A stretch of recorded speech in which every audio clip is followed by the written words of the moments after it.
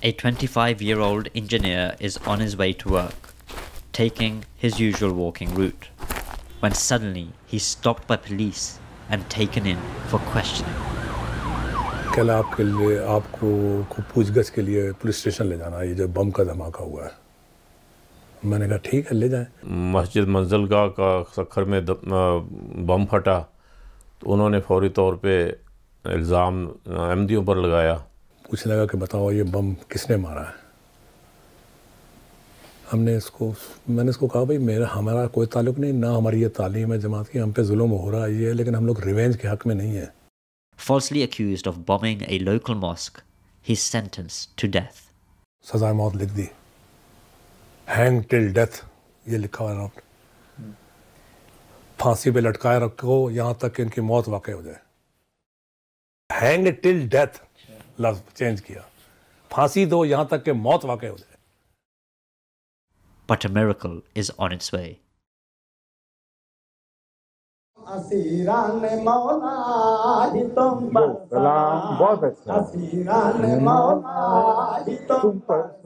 جو ہمارے مخالف تھا وہ کہہ رہا تھا کہ اب آپ لوگ آپ آ تو گئے ہو، اب آپ کی ڈیڈ باڈی یہاں سے نکلے گی۔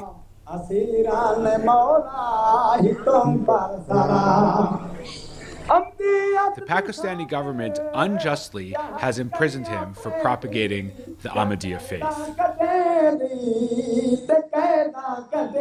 میں تو اب بھی تیار ہوں، 10 دفعہ جان دینے کے لیے بھی تیار ہیں۔ شہادت کے لیے تو تیار تھے سارے تقریباً سکر کے لوگ جو حالات تھے وہاں پہ۔ تو اگر ایسے اللہ کی راہ میں مرے تو پھر اور اس سے زیادہ بہتر کون سی چیز ہے؟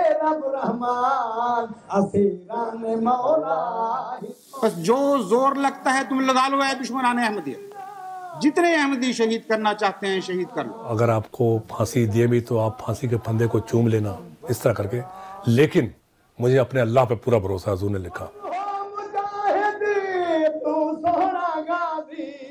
جرم کیا تھا؟ جرم احمدی ہونا تھا بس۔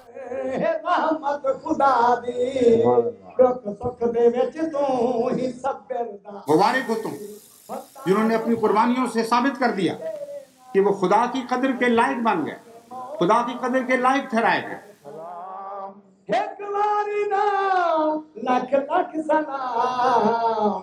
اور آئندہ زمانہ ان راہوں کو دیکھے گا، ان چمکتی ہوئی کہکشانوں کو، اور ان سے سبق حاصل کرے گا۔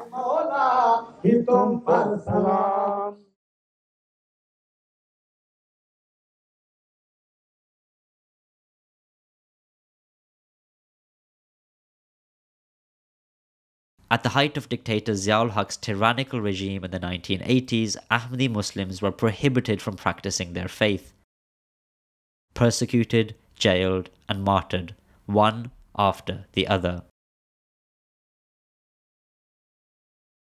Sakkar, a city in the province of Sindh in Pakistan, became a hotbed of anti-Ahmadiyya sentiment and persecution. تو حالات جو تھے وہ سکھر کے یعنی 1983 کے آرڈیننس کے بعد بہت زیادہ خراب جو ہے نا، وہ پورے پاکستان میں اگر کہیں تھے تو وہ سکھر کے حالات تھے۔ حالات بہت زیادہ خراب تھے، روزانہ ہی اٹیک ہوتا تھا کسی نہ کسی فرد پہ، جماعت پہ، گھروں پہ بھی، راستے میں جاتے ہوئے ایسے۔ سکھر کے قریب ایک مولوی تھا، اس نے لوگوں کو، اپنے مریدوں کو، جو اس کے فالوورز تھے، ان کو بہت اکسایا کہ جو جماعت کے قادیانی لوگوں کو مارنا جو ہے نا وہ بڑا ثواب کا کام ہے۔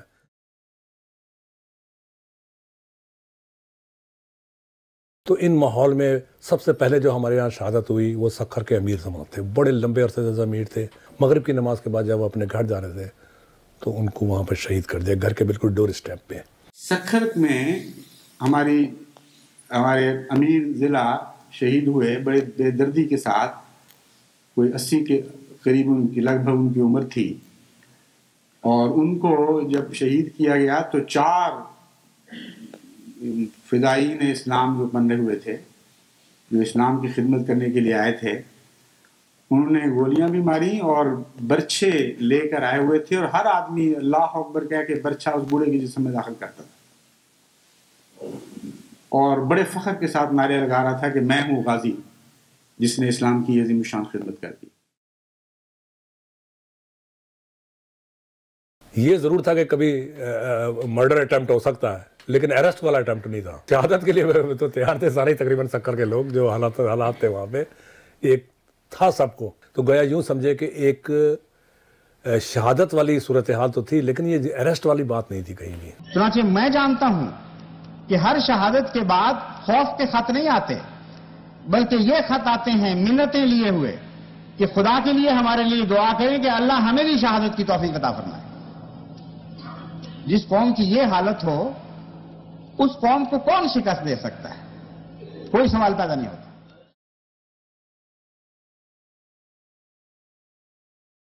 किसी शरपसंद ने जो है ना वो किसी फजर की नमाज पे जो है ना वो हैंड ग्रेनेड मारे, 2 बम मारे।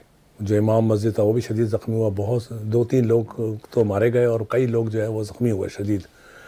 तो उन लोगों ने सारों ने बोला ये हो ना हो ये कादियानियों ने जो है ना हम पे ये बम मारा है। तो उन्होंने फौरी तौर पे इल्ज़ाम अहमदियों पर लगाया। पूरे शहर में हंगामा हो गया और सारी पुलिस हरकत में आ गई। ज़ियाउल हक़ का दौर था। ज़िया तो बहुत ही ख़िलाफ़ था हमारे जमात के, बल्कि वो जब बम फटा था तो ये वहाँ पहुँचा फौरी तौर पे और फिर ऐलान किया कि ये जमात जो है ये कैंसर है, इसको हमने ख़त्म करना है। झूठे इल्ज़ाम लगाकर मज़ीद उनको कत्ल के मुकदमों में फंसाया जा रहा है। मुख्तलिफ इलाकों पे अहमदियों को बकसरत पकड़ा गया और ज़ालिमाना तौर पे उनको हब्से बेजा में रखा गया, ये कहकर कि तुमने एक मंसूबा के तहत मस्जिद मंजिलगाह जो एक तारीखी मस्जिद है पर बम फेंकवाया है। इसके बाद गिरफ्तारियों का सिलसिला बढ़ता रहा। सखर के तकरीबन तमाम मर्दों को बम केस के सिलसिले में हिरासत में ले लिया गया है। बहुत ही मुश्किल हालात थे अहमदियों के लिए। अहमदी जो फैमिलीज़ थी वो तो वहाँ से शिफ्ट हो गई थी, उनको आर्जी तौर पे शिफ्ट कर दिया था क्योंकि पुलिस पकड़ रही थी सबको। लेकिन मेरे पास एक बंदा काम करता था, वो मेरा नाम जानता था। वो बोलते जितने कादियानी सबके नाम बताओ, सबको हमने इसमें इन्वॉल्व करना है इस केस में कि ये जो है दहशत गर्दी में, टेररिज्म में और बम एक्सप्लोजन में इनको इन्वॉल्व करना है। तो उसने मेरा नाम भी दे दिया कि ये भी हैं। तो मैं अपने on the way of my job था कि सखर थर्मल पावर हाउस में मेरी जॉब थी, तो मैं जा रहा था तो मैंने देखा कि पुलिस की SSP की गाड़ी आ रही है, साथ उसके पीछे पुलिस की पूरी वैन है। वो पुलिस के लोग कम से कम 15 to 20 पुलिस वाले बैठे हुए थे उसमें। कहला आपके लिए आपको पूछगछ के लिए पुलिस स्टेशन ले जाना है, ये जो बम का धमाका हुआ है। मैंने कहा ठीक है ले जाएं। तो उसके बाद मुझे SSP ने बुलाया, अपने DSP ने अपने कमरे में बुलाया, पूछने लगा कि बताओ ये बम किसने मारा है। मैंने इसको कहा भाई हमारा कोई ताल्लुक नहीं, ना हमारी ये तालीम है जमात की, हम पे जुल्म हो रहा है ये, लेकिन हम लोग रिवेंज के हक़ में नहीं है। मुझे और अयूब को जो मौलवियों की तरफ से जो 2 गवाह बने थे ना, आई विटनेस, उन्होंने ये कहना था कि ये बम जो है ना मुजफ्फर और अयूब ने मारा है मस्जिद में। हमने देखा कि पुलिस जहाँ DSP बैठा हुआ है उसके पीछे ना 2 मौलवी खड़े हुए हैं। तो उसने मजिस्ट्रेट ने पूछा कि जिस दिन ये बम का धमाका हुआ तुम वहाँ देख रहे थे? बोला जी। बोला तुम इनमें से पहचान सकते हो कि किसने बम मारा था? वो वही बंदा था जो हमें DSP ऑफिस में देख चुका था 5 मिनट पहले। उसने कहा जी बिल्कुल पहचान सकता हूँ। वो गया और जाके पहले मुझे फिर अयूब को पकड़ के ले आया। मजिस्ट्रेट ने लिख लिया कि भाई पुलिस को जिस पे शुबा था, पुलिस को जिस पे शक था, ये वही बंदे जो है ना आई विटनेस ने मजिस्ट्रेट के सामने जो है ना पकड़ लिए हैं। केस पक्का हो गया। हम में से 7 अफराद पर शनाख्त करके इल्ज़ाम लगा दिया गया है कि ये लोग इस वारदात में मुलव्वस हैं। कुछ और लोगों को भी इसमें मुलव्वस करने की कोशिश की जा रही है। शनाख्त कैसे होती है वहाँ, ये एक मौके के गवाह ये लिखते हैं, शनाख्त परेड का अजीब तरीका देखा कि पहले हमारे 4-5 दोस्तों को एक एक करके अपने दफ्तर में बुलाए। DSP मज़र है कोई जिसके मुतालिक वो लिखते हैं, वो ये हरकतें कर रहा है सारी। वहाँ 4 मौलवी साहिबान बैठे हुए थे, फिर उनको वापस बैरक में भेज दिया गया। थोड़ी देर के बाद फिर 5 को इकट्ठा बुलाकर चंद दूसरे आदमियों के साथ खड़ा करके शनाख्त परेड कराई गई। उन 4 मौलवियों में से 2 को बुलाकर शनाख्त परेड कराई, जिनको पहले ही अपने दफ्तर में अच्छी तरह उनके चेहरे दिखा चुके थे और गुफ्तगू करवा चुके थे।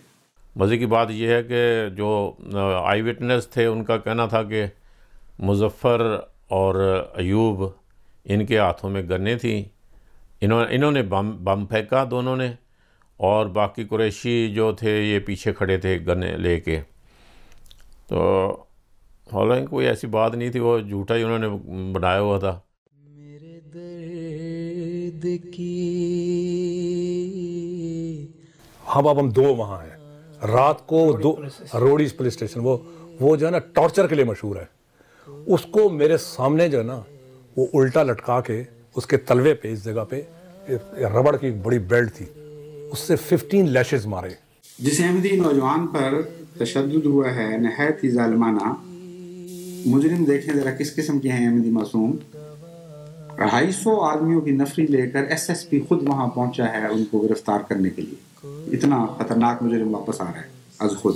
ان کے بھائی ان کے ساتھ جو سلوک کا واقعہ لکھتے ہیں وہ یہ ہے, ایوب کو پہلے تو ایسے پوچھ گچھ کرتے رہے, ایسے ہی پوچھ گچھ کرتے رہے, مگر پھر اس کو 24 گھنٹے ہاتھ اوپر باندھ کر کھڑا کر کے لاک اپ میں بند کر دیا. بہت تشدد کیا ننگا کر کے.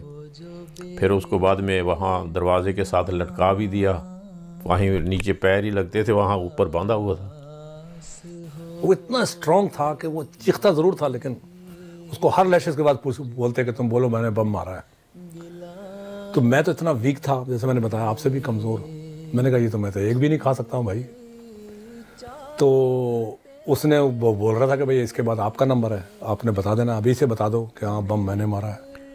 وہ ساری رات اس کو اس طرح رکھا کہ کس طرح یہ, لیکن وہ ہمت والا تھا, اس کو پتا تھا کہ میں جھوٹ تو بولنا نہیں ہے, اگر میں نے کیا ہی نہیں. 24 گھنٹے کے بعد جب ہمیں بلایا گیا اور کہا گیا کہ اس کو کہیں کہ یہ اقبال جرم کر لے, ہم نے کہا جب اس نے جرم کیا ہی نہیں تو اقبال کس بات کا کر لے. تو پھر ہمارے 3 آدمیوں کے سامنے ڈی ایس پی مظہر نے غصے سے حکم دیا کہ ایوب کو لاؤ. پھر اس کو ننگا کر کے لٹایا گیا, اور جو تشدد توڑا گیا اس کو بیان کرنے کا حوصلہ نہیں ہے. ہم دوسرے سائڈ ساتھ ہی بیٹھے تھے, لیکن آواز آ رہی تھی ہمیں جب مار رہے تھے. وہ چمڑے کا ہوتا ہے ایک بڑا, انہوں نے بھاری سارا بنایا ہوتا ہے, اس سے مارتے ہیں. اور ہم باہر بیٹھے رو رہے تھے, اور وہ تشدد کر رہے تھے ہمارے سامنے ہی, سمجھو تھوڑا سا پردہ تھا. دشمن کو ظلم کی برچی سے تم سینہ و دل بر مانے دو.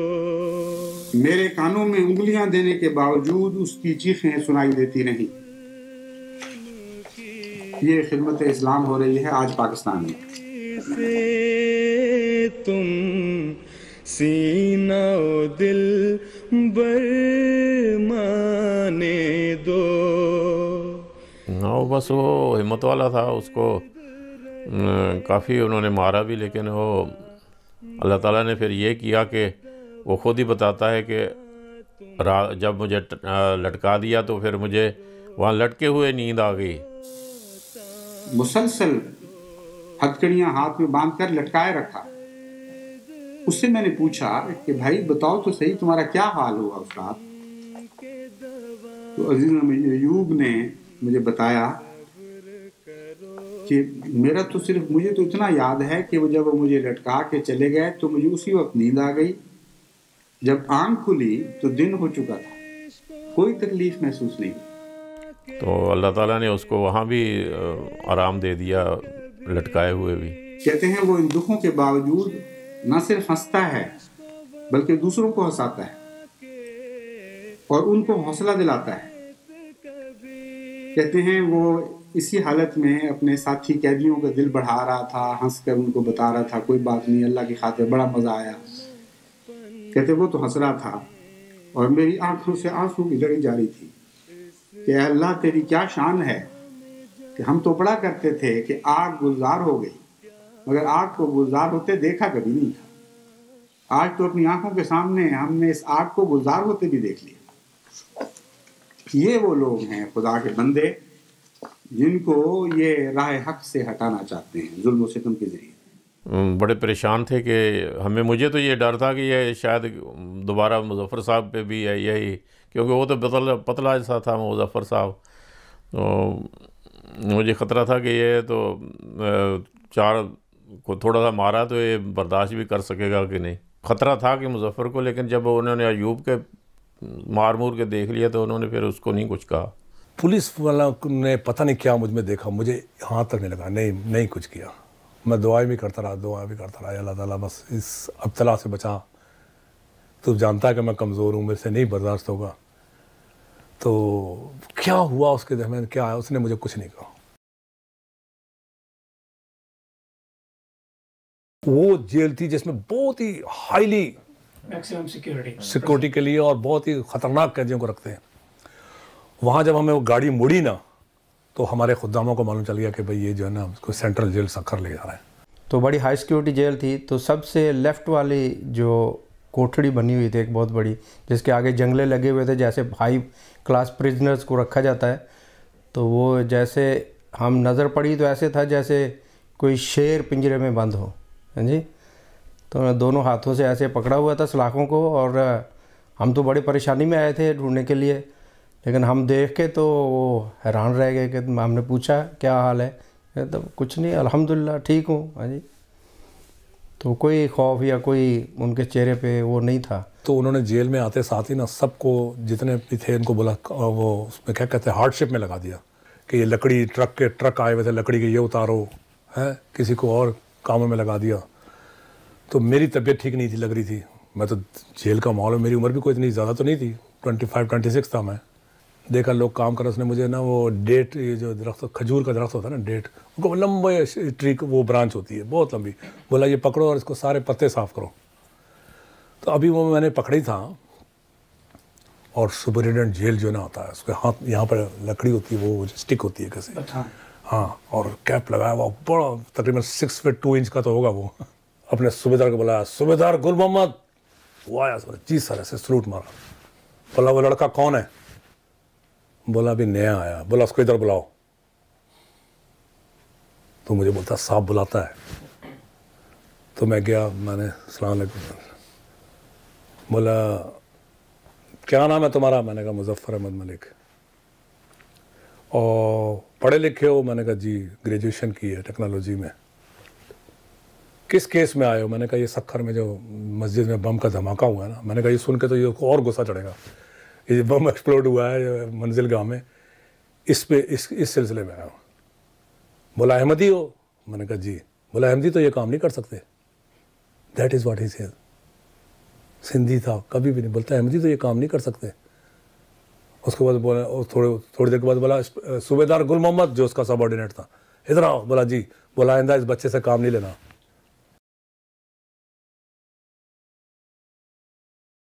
کہتے ہیں صبح 2:30-3 بجے اٹھ کر تہجد کی نماز بلا ناغہ با جماعت ادا کرتے ہیں.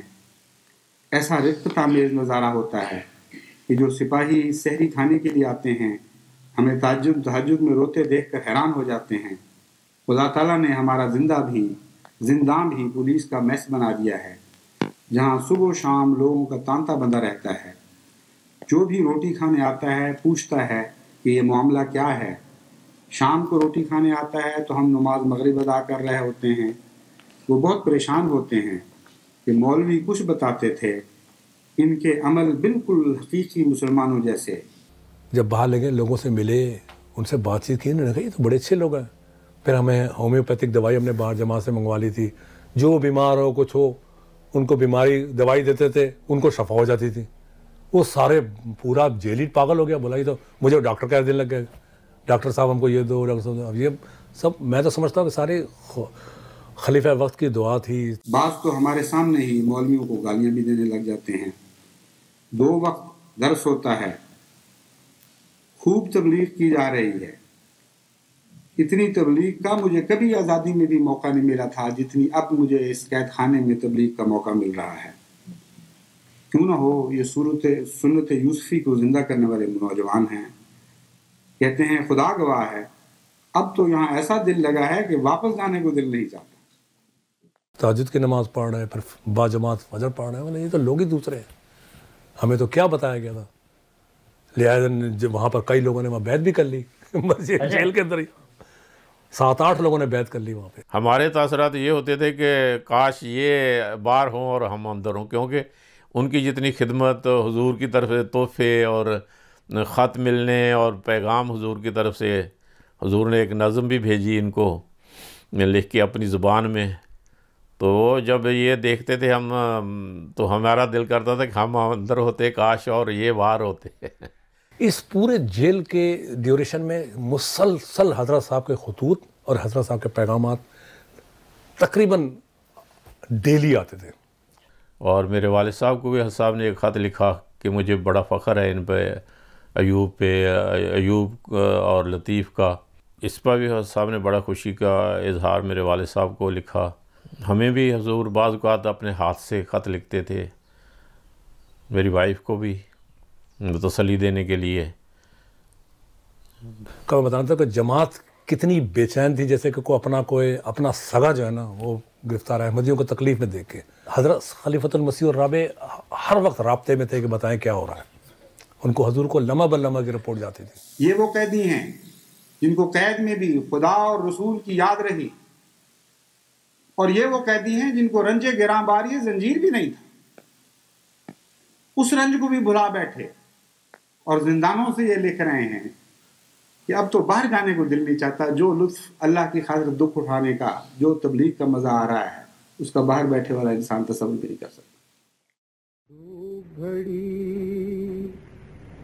صبر سے کام لو ساتھیو،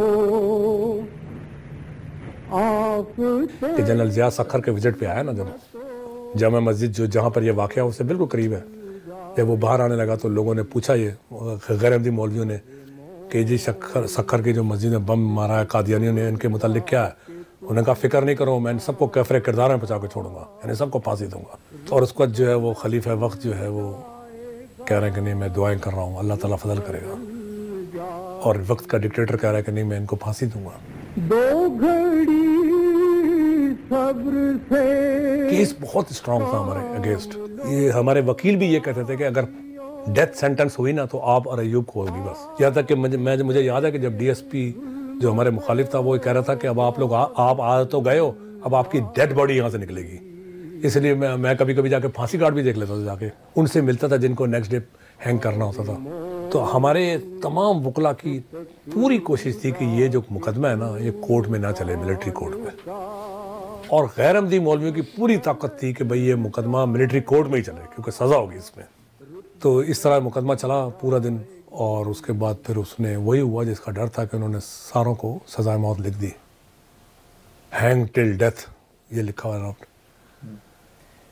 پھانسی پہ لٹکائے رکھو یہاں تک کہ ان کی موت واقع ہو جائے. ہر روز نئے فکر ہے، ہر شب ہے نئے غم. With a certain death hanging over their shoulders, their only hope is the prayers of their beloved Khalifa.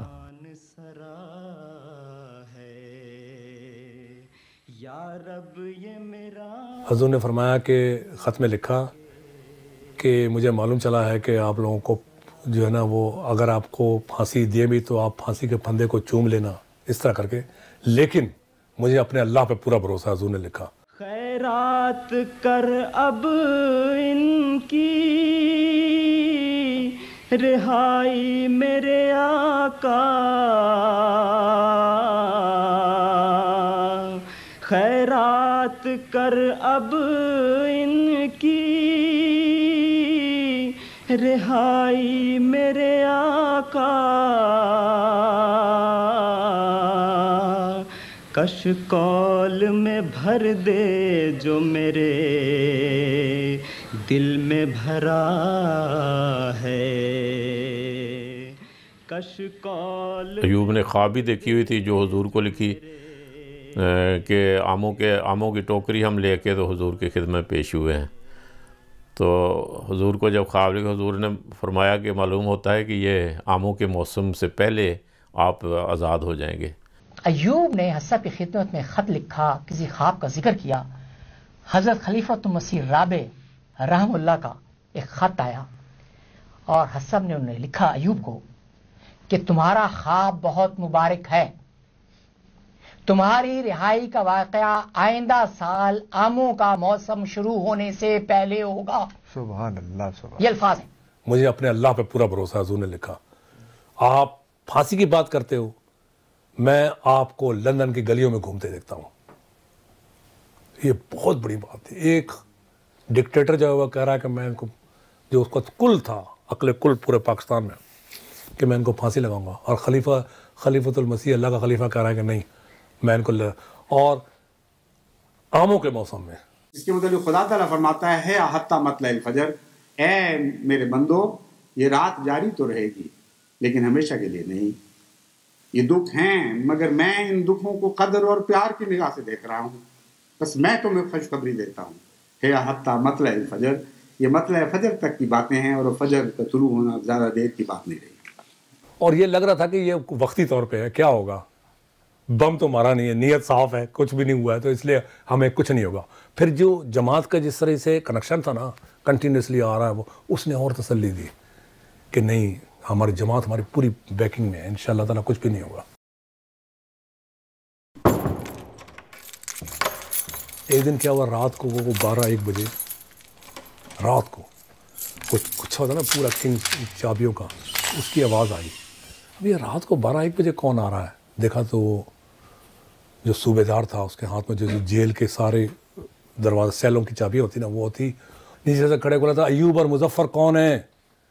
او لو جی, وہ سن کے انسان میں کتنی بھی طاقت ہو نا, کتنا بھی وہ, لیکن تھوڑی دیر کے لیے بلڈ رک گیا. وہی یار یہ پھانسی آ گئی ہے. بولا آپ اپنا سامان وامان لے کے نیچے آ جائیں دونوں. اتنا رومر گردش کر رہا تھا جیل میں, ہر آدمی جو ہے نا یہ سکھر بم کیس کے متعلق ڈسکس کر رہا تھا کہ یہ ایوب اور مظفر کو پھانسی ہو جائے گی, یہ باقی جو ہے نا عمر قید ہو جائے گی, ان کو لائف سینٹنس ہو جائے گی. تو ڈپٹی سپرنٹینڈنٹ جیل کھڑا ہو گیا. ہم کو بولتا بیٹھو, میں نے کہا کبھی قیدی کو نہیں بولتے ہیں کہ بیٹھو. ہم دونوں بیٹھ گئے. پھر وہ کھڑا ہو گیا, ایسے ہاتھ ہینڈ شیک, بولا آپ کو مبارک ہو, آپ کی ایکویٹرل کے آرڈر آئے ہیں بریت کے. اب کہاں ہم کیا سوچ رہے تھے, اور ایک دم الٹ, سمجھ میں نہیں آتا اس وقت کیا کریں, اللہ کے آگے کیسے جھکیں. یا اللہ یہ کیا ہو گیا ہے, کہاں کیا سوچ رہے تھے اور کیا ہو گیا. بولا ٹھیک ہے, وہ جیل کا چھوٹا دروازہ کھل گیا, اب لوگ جائیں باہر. From behind the scenes, the prayers of the Jamaat and the tireless work of Ahmadi lawyers finally bear fruit. Upon release, the newly freed prisoners are embraced by their hard-working lawyer. کہتا ہے آپ دونوں کی رہائی جو ہے نا وہ خدا کی طرف سے ہے, میراکل ہے, ناممکن تھا. حضرت مسیح موعود کا شعر ہے, ناممکن کو یہ ممکن میں بدل دیتی ہے, اے میرے فلسفی ہو زور و دعا دیکھو. تو بولے یہ تو آج ثابت ہو گیا ہے, ناممکن تھا بولتے ہیں.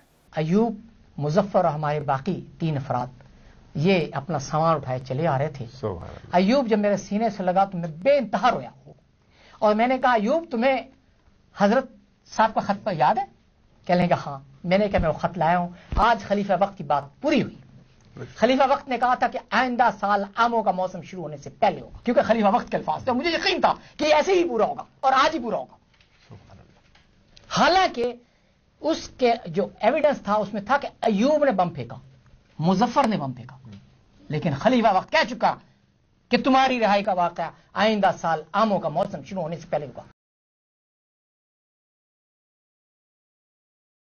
تو زون سی کا جو مارشل لا ایڈمنسٹریٹر تھا, پتہ نہیں اللہ تعالیٰ یہ مدد کرتا ہے کیا, ہم جماعت کے لوگوں نے بھی بڑا بیچاروں نے بہت سورس کیا, اس کو بتایا کہ بھئی سارے انوسینٹ ہیں, کیوں ان کو. تو اس نے نا اس سزا کو جو ہے نا تھوڑا سا موڈیفائی کر دیا. اس نے کہا کہ نہیں, یہ ان میں سے 5 ایکوٹ ہیں, بری ہیں, اور 2 جو ہے نا ان کو ڈیتھ سینٹنس دی جائے گی. لیکن جو 2 ہے نا وہ میں اور ایوب نہیں تھے, وہ 2 وہ تھے جن کو پولیس نے سب سے پہلے گرفتار کیا FIR میں, کہ اسی پہ پھر اس نے ضیاء نے سائن بھی کر دیا. میں نے وہاں سے سپرنٹینڈنٹ جیل کو ایک لیٹر لکھا, لیگل نوٹس, کہ باقی کے بارے میں مجھے معلوم ہے کہ وہ رہا کر دیے گئے, تو تم نے اگر ان کو نہ رہا کیا تو یہ انلیگل کنفائنمنٹ ہوگی, اور میں تمہارے خلاف کارروائی کا حق رکھتا ہوں. سیان کر دیا. ہمیں پتہ نہیں, ہم لوگ بالکل پتہ نہیں کہ کب ہمیں پھانسی کی سزا ہوئی تھی, کب پھانسی ختم بھی ہو گئی ہے. کبھی بھی ملٹری کورٹ میں بریت کبھی کسی ہوئی نہیں ہے آج تک. لیکن یہ خلیفہ وقت کی دعائیں تھیں. میں ان 5 کو گاڑی میں بٹھایا.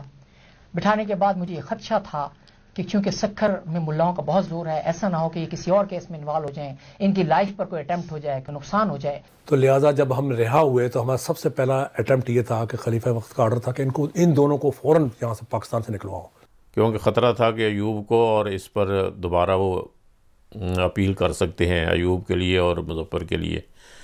تو حضور نے فرمایا کہ ان کو فوری طور پر آپ لندن بھیج دیں.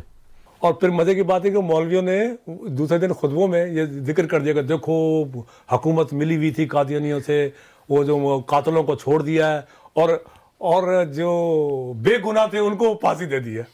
اچھا وہ ہم نے ٹیپ کر لی تھی ان کی تقریر، وہ پھر ہم نے اس کو عدالت میں بھی دی.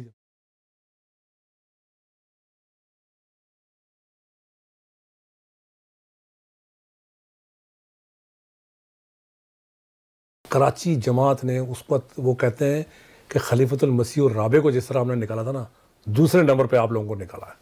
رات کو جب ہماری فلائٹ ٹیک اوور کر گئی، پھر حضرت صاحب کو فیکس گئی کہ حضور اسیران جو ہیں وہ کراچی سے اب جو ہے نا فلائٹ ان کی نکل گئی. کچھ ایسا فضل حضرت رب برا ہوا، کچھ ایسا فضل حضرت. آپ پھانسی کی بات کرتے ہو، میں آپ کو لندن کی گلیوں میں گھومتے دیکھتا ہوں. سب دشمنوں کے دیکھ کے اوسا ہوئے خطا، سب دشمنوں. معلوم ہوتا ہے کہ یہ آموں کے موسم سے پہلے آپ آزاد ہو جائیں گے. ہوئے خطا، ایک قطرہ اس کے فضل نے دریا بنا دیا. اور اے دیکھنے والوں دیکھو کہ محمد مصطفیٰ کے غلام آخرین میں ظاہر ہونے والے اب پھر ان کہکشانوں کو اپنے خون سے بنا رہے ہیں، اپنی قربانیوں سے روشن کر رہے ہیں. اور آئندہ زمانہ ان راہوں کو دیکھے گا، ان چمکتی ہوئی کہکشانوں کو، اور ان سے سبق حاصل کرے گا، اور ان حضرت مسیح موعود علیہ السلام اور محمد مصطفیٰ کے غلاموں پر ہمیشہ رحمت اور درود بھیجتا رہے گا. بس مبارک ہو تم جو اس لیلۃ القدر کے زمانے کو پانے والے، مبارک ہو تم جنہوں نے اپنی قربانیوں سے ثابت کر دیا کہ وہ خدا کی قدر کے لائق بن گئے، خدا کی قدر کے لائق ٹھہرائے گئے. جب ہم لندن پہنچے تو ہمیں تو وہم و گمان بھی نہیں تھا. حضرت صاحب نے ساری جماعت کو کہا تھا کہ جا کے ان کا استقبال کرو. امام صاحب بھی تھے وہ. اور جب ہم جیل سے جب ہم جو ہیتھرو سے باہر آئے تو دیکھو خلقت ہار لیے ہوئے سارے. ہمیں جناب بہار پہنایا، گلے گلے لگا کہ بھئی ہم جماعت کا آپ تعلق دیکھیں. جس نے سنا کہ بھئی وہ اسیران آ رہے ہیں بولے میں بھی جاؤں گا ایئرپورٹ، میں بھی جاؤں گا ایئرپورٹ، میں بھی جاؤں گا ایئرپورٹ.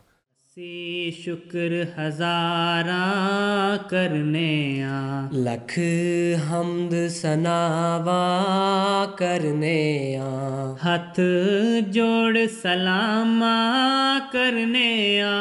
اج خوشیاں دی برسات ہوئی، ہتھ جوڑ سلاماں کرنے آ. اج خوشیاں دی برسات ہوئی، دن عید. تو جیسے ہی ہم داخل ہوئے حضرت نے کھڑے ہوئے تھے ایسے وہیں کے دروازے کے پاس، اور مجھے اور اس کو اپنے سینے سے لگا کے کئی دیر تک، کافی دیر تک اپنے سینے سے بھیجتے رہے، امپریس. اور کہہ رہے تھے کہ اللہ تعالیٰ کا معجزہ ہے، بہت بڑا معجزہ کہ آپ لوگ یہاں موجود ہو. اور اس کے بعد بہت حضور نے باتیں کی. مجھے کچھ یاد ہے کہ اللہ تعالیٰ پہ بھروسہ تھا مجھے کہ اللہ تعالیٰ کچھ نہ کچھ ضرور کرے گا آپ لوگوں کے حق.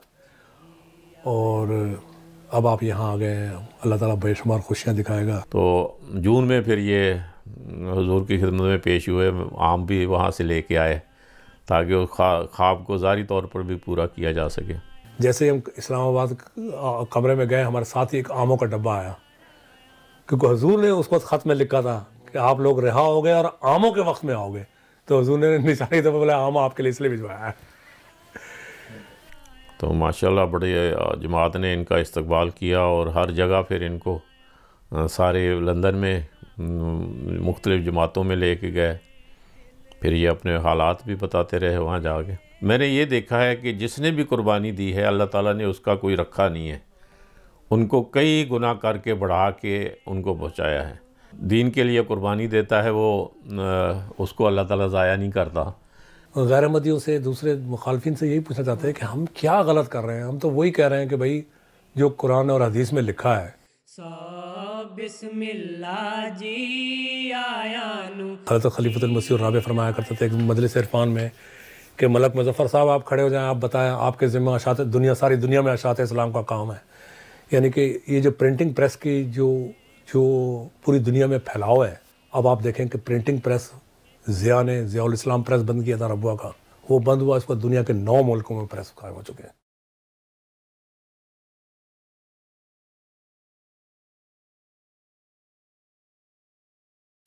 نہیں، پاکستان میں تو ہم تو روزانہ دعا کرتے ہیں پاکستان کے احمدیوں کے لیے۔ بہت ظلم ہو رہا ہے، اب بھی کوئی دن نہیں خالی جب کسی پہ کوئی اٹیک نہیں ہوتا۔ کوئی ہمارے اسیران، بہت سارے اسیران ہیں جو جیلوں میں پڑتے ہیں، نہ ان کی سنوائی ہوتی ہے، نہ ان کی ضمانتیں ہوتی ہیں۔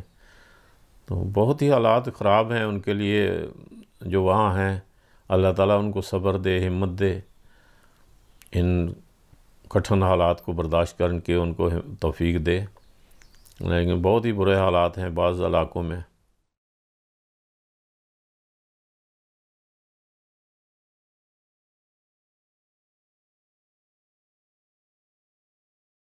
کاروان دین احمد مطمئن سرشار ہے، رہنما ایک برگزیدہ منتخب سالار ہے۔ کاروان دین احمد مطمئن سرشار ہے،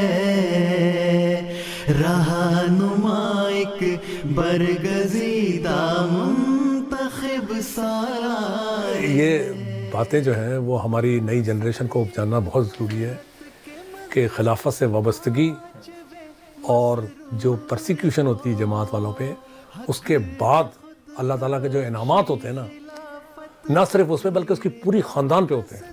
ہاں، لیکن آپ کے اندر پوری نیت کے ساتھ جماعت سے تعلق کا ہونا چاہیے، خالص ہو کے۔ اللہ تعالیٰ نے سچائی میں ایک بہت طاقت رکھی ہے۔ حق نے خود بخشی خلافت کی ردا دستار ہے، آہ نالا گریہ و ماتم سبھی بے سود